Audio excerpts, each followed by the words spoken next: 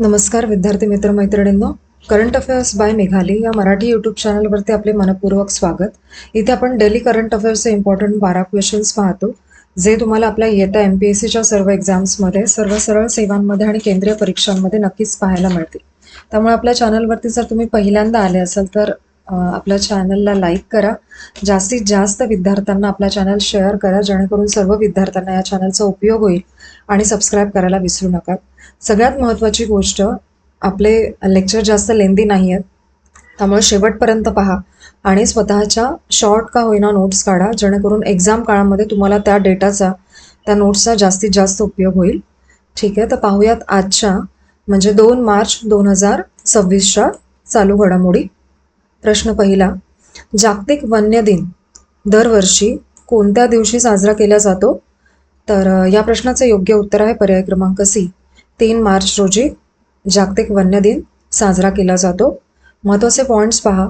हा दिवस वन्य प्राणी आणि वनस्पती संरक्षणाबद्दल लोकांमध्ये जागरूकता वाढवण्यासाठी आहे आणि 1973मध्ये 3 मार्चला CITES करारावरती स्वाक्षरी झाली होती, म्हणून हा दिवस निवडण्यात आलेला आहे. आणि संयुक्त राष्ट्र महासभेने 20 डिसेंबर 2013ला 3 मार्चला जागतिक वन्य दिन म्हणून जाहीर केलं आणि हा निर्णय त्यांनी 68व्या अधिवेशनामध्ये घेतलेला आहे. 2026ची थीम आहे औषधी आणि सुगंधी वनस्पती, आरोग्य, वारसा आणि उपजीविकेचे संवर्धन, अशी 2026ची थीम आहे. आणि यावर्षी औषधी वनस्पतींच्या संरक्षणावरती विशेष लक्ष दिलं या माध्यमातून. पुढील प्रश्न दुसरा, 2026च्या मिलान कार्टिना हिवाळी ऑलिम्पिकमध्ये सर्वाधिक सुवर्ण पदके कोणत्या देशाने जिंकली? तर या प्रश्नाचं योग्य उत्तर आहे पर्याय क्रमांक सी, नॉर्वे या देशाने. इथे जो चार्ट दिलाय ना, इथे तुम्ही या डेटावरून क्रमवारी लक्षात ठेवू शकता, लेटेस्टच आहे या डेटाशी रिलेटेड. महत्त्वाचे पॉईंट्स पहा. 2026च्या हिवाळी ऑलिम्पिक स्पर्धा मिलान कार्टिना इटलीमध्ये झाल्या आणि यजमान इटलीने 30 पदके जिंकली आणि 10 सुवर्ण पदके होती त्यामध्ये. आणि नॉर्वेने जवळजवळ 41 पदके जिंकली, त्यामध्ये 18 सुवर्ण पदके मिळून सर्वांना मागे टाकले. हे सलग तिसरं हिवाळी ऑलिम्पिक होतं जिथे नॉर्वेने सर्वाधिक पदके जिंकलेली आहेत. आणि यावेळी ब्राझील, कझाकस्तान आणि स्पेन यांनी ऐतिहासिक सुवर्ण पदके जिंकली. खास म्हणजे ब्राझीलला हिवाळी ऑलिम्पिकमध्ये पहिलं सुवर्ण पदक मिळालेलं आहे. महत्त्वाचं आहे. पुढील प्रश्न तिसरा, INS अंजदीप चे कमिशनिंग कोणत्या ठिकाणी झाले आहे? तर ते चेन्नई बंदरात झालेले आहे. महत्त्वाचे पॉईंट्स पहा. INS अंजदीपचे कमिशन 27 फेब्रुवारी 2026 रोजी चेन्नई बंदरामध्ये झालं. INS अंजदीप हा anti submarine warfare shallow watercraft प्रकल्पांचं 4थं जहाज आहे आणि हे जहाज 77 मीटर लांब आणि त्याचे विस्थापन क्षमता सुमारे 1400 टन इतका आहे. आणि INS अंजदीपमुळे भारतीय नौदलाची किनारी सुरक्षा आणि पाणबुडी विरोधी ताकद वाढलेली आहे. पुढील प्रश्न चौथा, Henley and partners global residence programme index 2026 मध्ये प्रथम क्रमांक कोणत्या देशाला मिळालेला आहे? तर या प्रश्नाचे योग्य उत्तर आहे पर्याय क्रमांक सी, ग्रीस या देशाला. महत्त्वाचे पॉईंट्स पहा. ग्रीसने सलग दुसऱ्या वर्षी 73 गुणांसह पहिलं स्थान मिळवलंय आणि UAE, इटली आणि स्वित्झर्लंड या तिघांनी दुसरे स्थान शेअर केले. आणि या निर्देशांकामध्ये देशांचं मूल्यांकन प्रतिष्ठा, जीवनमान आणि कर प्रणाली आणि प्रक्रियेतील कार्यक्षमता या निकषांवरती होतो, याचे मूल्यांकन.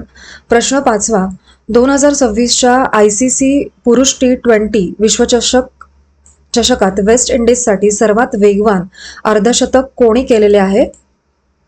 तर या प्रश्नाचं योग्य उत्तर आहे पर्याय क्रमांक बी, शिमरॉन हेटमायर याने. महत्त्वाचे पॉईंट्स पहा. शिमरॉन हेटमायरने अवघ्या 19 चेंडूमध्ये अर्धशतक करून वेस्ट इंडिजसाठी सर्वात वेगवान 50चा नवा विक्रम केलेला आहे.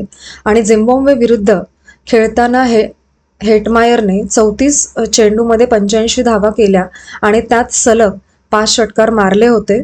आणि या 2026च्या स्पर्धेमध्ये हेटमायर वेस्ट इंडिजसाठी 200पेक्षा जास्त धावा करणारा सर्वाधिक धावा करणारा फलंदाज ठरला आहे. त्यामुळे पुढील प्रश्न 6वा, सीएम श्री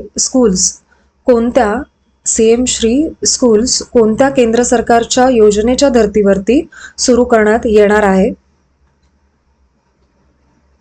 तर सीएम श्री स्कूल्स हे पर्याय क्रमांक बी बरोबर आहे.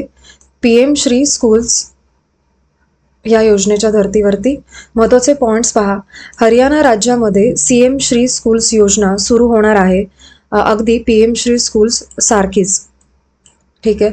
या शाळांमध्ये CBSE अभ्यासक्रम शिकवतील आणि RTA राईट टू एज्युकेशन कायद्यानुसार खाजगी शाळांमध्ये 25% जागा EWS आणि वंचित गटांसाठी ठरवलेली आहे आणि RT कायदा 2009 नुसार 6 ते 14 वयाच्या मुलांना मोफत आणि सक्तीचे शिक्षण दिले जाते, यामार्फत मिळते.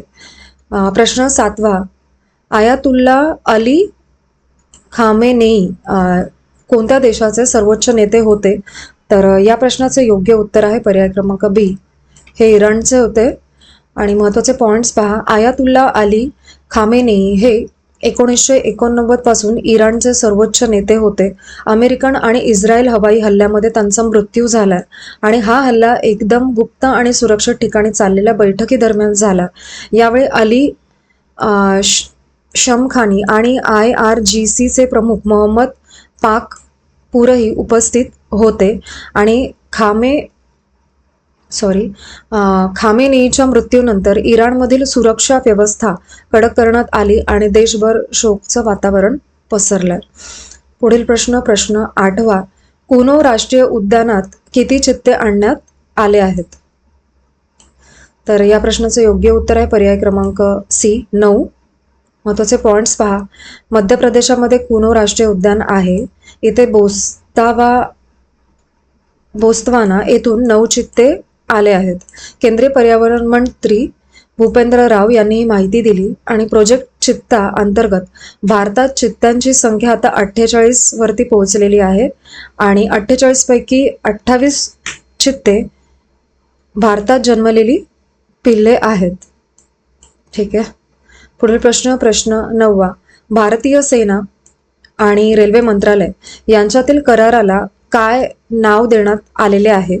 तर या प्रश्नाचे योग्य उत्तर आहे पर्याय क्रमांक सी, फ्रेमवर्क ऑफ कोऑपरेशन. याचे महत्त्वाचे पॉइंट्स पहा. भारतीय सेना आणि रेल्वे मंत्रालयाने एकत्रित येऊन फ्रेमवर्क ऑफ कोऑपरेशन नावाचा करार केलेला आहे. या करारामुळे निवृत्ती सैनिक आणि अग्निवीरांना रेल्वेत नोकरीची संधी मिळणार आहे, असा हा करार आहे आणि निवृत्ती सैनिकांच्या कौशल्यानुसार त्यांना योग्य पद मिळण्यास मदत केली जाईल यामार्फत. आणि हा उपक्रम दोन्ही मंत्रालयामध्ये समन्वय वाढवतो आणि अनुभवी सैनिकांचं ज्ञान देशाच्या विकासासाठी वापरतो. प्रश्न 10वा, नवीन सीड ॲक्ट आणि सुधारित पेस्टिसाइड ॲक्ट लागू करण्याची घोषणा कोणी केलेली आहे? तर याचे योग्य उत्तर आहे पर्याय क्रमांक बी, शिवराज सिंह चौहान यांनी. महत्त्वाचे पॉइंट्स पहा या प्रश्नाचे. केंद्रीय कृषी मंत्री शिवराज सिंह चौहान यांनी नवीन सीड ॲक्ट आणि सुधारित पेस्टिसाइड ॲक्ट जाहीर केला. ही घोषणा मसुरी उत्तराखंड येथे झाली आणि एक भारत या उपक्रमाअंतर्गत AI वरती आधारित डिजिटल प्रणाली तयार केलेली आहे आणि याचा मुख्य उद्देश आहे कृषी उत्पादन आणि शेतकऱ्यांचे उत्पन्न वाढवणे.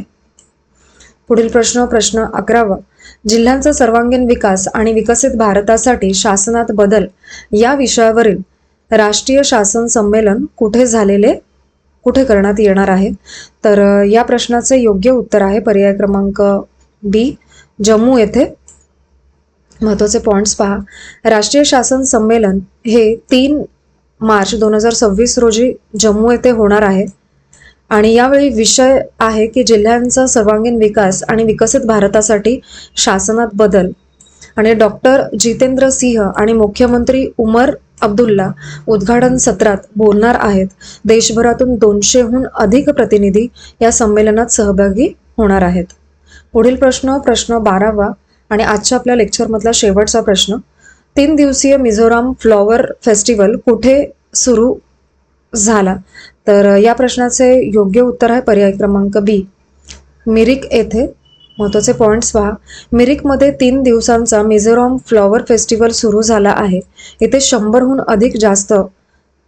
जास्त फुलं उत्पादकांनी ऑर्किड आणि हिमालयन फुलांचे झगमगीत प्रदर्शन मांडली आहेत आणि मुख्य हेतू इथल्या पर्यटनाला नवीन चालना देणे आणि GTA चे प्रमुख अनित थापा प्रमुख पाहुणे म्हणून येणार आहेत आणि विजेत्यांना पारितोषिकही त्यांच्या हस्ते दिलं जाणार आहे. तर आजचे आपले 2 मार्च 2026 डेली करंट अफेअर्स पाहून झालेले आहेत. आशा आहे की तुम्ही हे लेक्चर शेवटपर्यंत पाहिले असेल. त्यासाठी थँक्यू सो मच.